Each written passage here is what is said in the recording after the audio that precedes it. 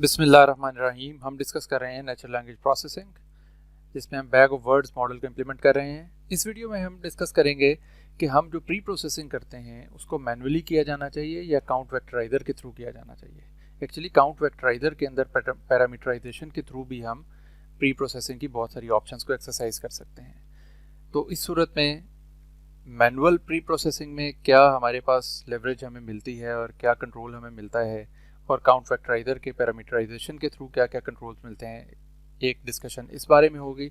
और दूसरा, इसी की डिटेल्स में हम बात करेंगे, कुछ डिस्कशन करेंगे सिमेंटिक वैल्यूज़ जो ऐड होती हैं मुख्तलिफ प्री प्रोसेसिंग के स्टेप्स में। जैसा कि स्टेमिंग जब हम करते हैं तो उसमें क्या सिमेंटिक वैल्यू ऐड होती है हमारे पास, और इसी तरह जब हम अगर वर्ड्स को सिनोनिम्स के ऊपर मैप करें और उसकी मदद से कुछ एनरिचमेंट लेके आएँ और वो किस तरह से वैल्यू ऐड करती है, और इसी तरह एनग्राम्स वगैरह जब हम लेके आते हैं किस तरह की एनरिचमेंट हमें दे सकते हैं मुख्तलिफ तरह के प्रॉब्लम्स में। तो ये कुछ डिस्पर्स्ड सी डिस्कशन भी हम करेंगे, जिससे कि हमारा overall understanding natural language processing के प्रॉब्लम्स की हैंडलिंग की वो और बेहतर हो जाएगी। तो हम बात करते हैं काउंट वेक्टराइजर की। काउंट वेक्टराइजर जो है ना, इसके आप जाके इसके देखेंगे तो ये इस वक्त ये यहाँ पे राइट साइड पे जो नजर भी आ रहा है, ये बहुत सारे, ये जो प्री प्रोसेसिंग के तकरीबन सारे ही काम जो है ना, स्टॉप वर्ड, स्टेमिंग और दीगर कई सारी चीजें, वो सारी की सारी चीजें इसके अंदर मौजूद है। तो हम इसकी पैरामीटराइजेशन करके प्री प्रोसेसिंग को आप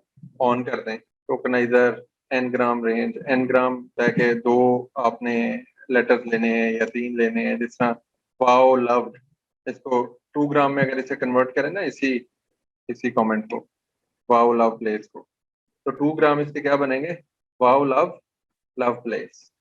अगर इसको से इस वाले को करें तो क्या बनेगा, select menu, menu grade, grade price.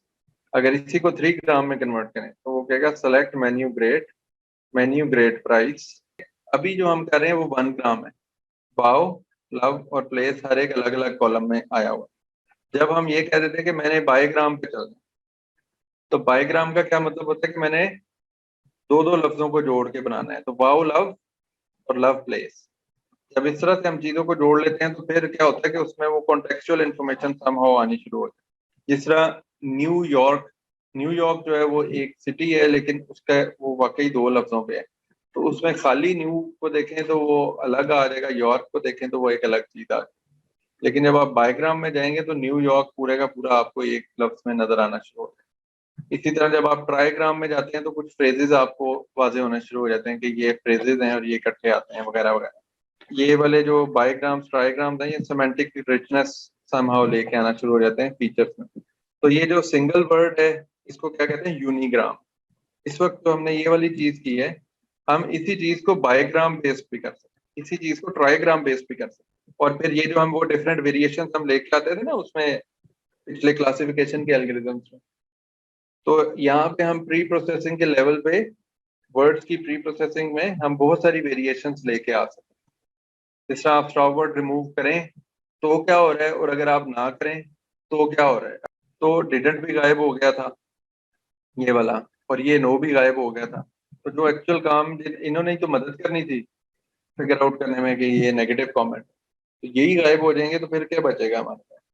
तो हम क्या करते हैं, हम ऐसा करते हैं कि हमने स्टॉप वर्ड रिमूव किए तो कैसा रिस्पांस था, सिस्टम क्लासिफायर ने क्या रिजल्ट्स दिए, और हमने स्टॉप वर्ड रिमूव नहीं किए तो क्लासिफायर ने कैसा परफॉर्म किया। ठीक है, तो this is how we tend to figure out के। और फिर इसी तरह हम कहते हैं, अच्छा अच्छा, स्टेमिंग की भी अपनी एक सिमेंटिक वैल्यू है। स्टेमिंग की क्या सिमेंटिक वैल्यू है, स्टेमिंग की ये है कि वो जो सारे अल्फाज अपने एक रूट पे, या ये जो हम करते हैं फॉर दैट मैटर लेमेटाइजेशन करते हैं, ये ये तमाम मिलते जुलते एक अल्फाज के जितने भी वेरिएशन थे उन सारों को उसके रूट पे कन्वर्ट कर देते हैं।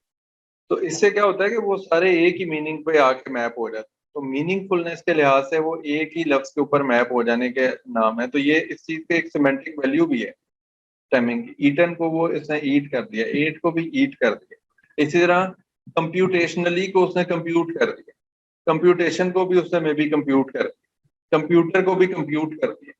It is actually giving us an impression that it has something related to the computing thing. Compute से ये निकल रहे सारे के सारे वेरिएशन। तो उन सारों को जब वो कंप्यूट पे ले आएगा तो दैट मीन्स कि ये सिमेंटिकली वो चीजों को एक ही चीज पे मैप कर रहा है। अब यहाँ पे जब आप प्लेजरिज्म चेक करते हैं तो प्लेजरिज्म चेक करने में ये वाली चीज आपके लिए फायदेमंद हो जाएगी। इसी प्री प्रोसेसिंग के अंदर आप समहाउ एक और भी चीज हो सकती है कि हम क्या करें कि हम सिनोनिम्स को समहाउ इनकॉर्पोरेट करना शुरू करें कि अच्छा ये जो लफ्ज है इसके सिनोनिम्स कौन कौन से, तो वो सिनोनिम्स को भी आप करें और वो सारे सिनोनिम्स जितने भी वो लाइकवाइज लफ्ज हैं उन सारों को मैप कर दे किसी एक के ऊपर। मतलब प्लेजरिज्म चेक करते वक्त आप ये भी काम कर सकते हैं, हर वर्ड को उसके सिनोनिम के ऊपर मैप कर दो। इसका मतलब ये है कि तो सेम मीनिंग के जो ग्रुप ऑफ वर्ड्स हैं उनका एक रिप्रेजेंटेटिव निकाल दो। आप कह रहे हैं नीट, क्लीन, क्लियर, इन सारों को क्लियर पे मैप कर दो। तो नीट, क्लीन, क्लियर जहां पे भी लिखा होगा उसकी जगह क्या आ जाएगा टेक्स्ट में? क्लियर। यानी कि हर ग्रुप ऑफ वर्ड्स में हम ये कर सकते हैं जिसमें हमने स्टॉप स्टेमिंग की या हमने लेमेटाइजेशन की, तो आप ये वाला एक नई लाइब्रेरी के अंदर फंक्शन डाल सकते हैं या अपना लिख सकते हैं जिसमें कि आप क्या करेंगे इंग्लिश के लैंग्वेज के ऊपर ये वाला काम करेंगे, जो भी सिनोनिम्स हैं तमाम डिक्शनरी वर्ड्स के उन सारों का एक रिप्रेजेंटेटिव निकाल। तो इस तरीके से क्या हो जाएगा कि प्लेजरिज्म के लिए जो आपने सिनोनिम्स वाली एक्टिविटी करनी है वो सारी की सारी आपके पास एक स्टैंडर्ड वर्ड आ जाएगा। अब आप उनमें से कोई भी लफ्ज इस्तेमाल करेंगे टेक्स्ट की प्री प्रोसेसिंग में वो वापस अपने ओरिजिनल फॉर्म पे चला जाए, फिर आपके पकड़े जाने के चांसेस काफी ज्यादा हो जाए। वेक्टराइजर के अंदर जो पैरामीटर्स हैं उनकी मदद से भी कर सकते हैं, ये एनग्राम्स वगैरह और ये वो, तो कुछ चीजें आप इस लेवल पे भी कर सकते हैं। लेकिन प्रेफर्ड जो लोगों की प्रैक्टिस है वो ये है कि आप प्री प्रोसेसिंग अलग से करें। फॉर एग्जाम्पल यहाँ पे अगर मैं स्टॉप वर्ड्स को गेट करता हूँ और उन स्टॉप वर्ड्स के अंदर से नॉट, डिड नॉट या जो पॉजिटिविटी और नेगेटिविटी वाले वर्ड्स हैं उनको मैं निकाल देता हूँ पहले, और फिर वो जो मेरे क्लीन वर्ड हैं जिनको मैं मेरी इस प्रॉब्लम के अंदर जो स्टॉप वर्ड को प्रॉब्लम करने वाले वर्ड थे जो नहीं निकलने चाहिए, जिसमें डिडंट और नॉट थे वो नहीं निकलने चाहिए, तो उनको एलिमिनेट करने के बाद मैं इसको अप्लाई करूँ, तो ये मैं इस फॉर्म में ज्यादा आसानी से कर सकता कि जब मैं इस सारे काम को खुद अपने पास कर रहा हूँ। और अगर मेरे पास ये इसके अंदर मैं काउंट फैक्टराइजर के अंदर करूंगा तो वो पैरामीटराइजेशन के अंदर तो फिर वो जो डिफॉल्ट सेटिंग्स हैं उनको वो अप्लाई कर देगा और मैं कुछ भी नहीं, और इनमें से कौन सी चीज करनी है नहीं करनी वो खैर पैरामीटर्स के अंदर आ जाता है कि आप उस पैरामीटर को छोड़ दें तो वो नहीं कुछ करेगा, और अगर इसे ऑन बोर्ड कर लेंगे तो वो एक्टिविटी परफॉर्म कर देगा। तो anyway these are two different ways of doing things. Preferred way is to do like this कि आप खुद करें।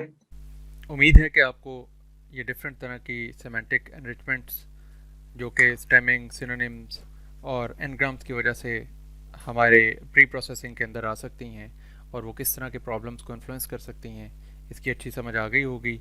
और साथ ही मैं आपको मैनुअल प्री प्रोसेसिंग और काउंट वेक्टराइजर की मदद से जो प्री प्रोसेसिंग की फ्लेक्सिबिलिटीज़ हैं और जो लिवरेज डिफरेंट तरह के पॉसिबिलिटीज़ में हमें मिलती हैं वो भी समझ आ गई होंगी। मिलते हैं अगली वीडियोज़ में। Until then enjoy machine learning.